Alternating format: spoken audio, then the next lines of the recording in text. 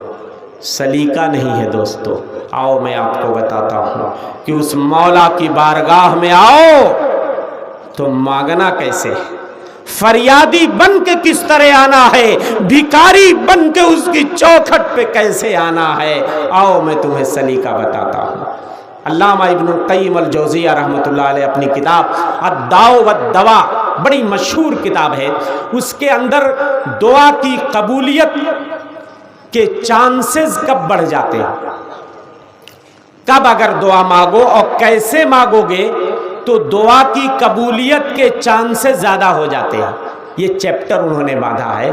उसके ज़िम्न में अल्लामा लिखते हैं, सबसे पहली शर्त ये है दोस्तों, दिल की गहराई से मांगो, इखलास नीयत से मांगो अल्लाह से। जब भी मांगो खुलूस के साथ, दिल की गहराई के साथ मांगो। याद रखो, जो दिल गफलत में पड़ा होता है उसकी दुआ कबूल नहीं होती है। अल्लाह के रसूल सल्लल्लाहु अलैहि वसल्लम फरमाते हैं, उदुल्लाह व अंतुम मुक़िनून बिल इजाबा।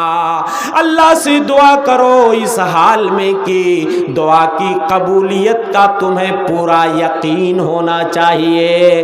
वअलमू अन्नल्लाह ला यस्तजी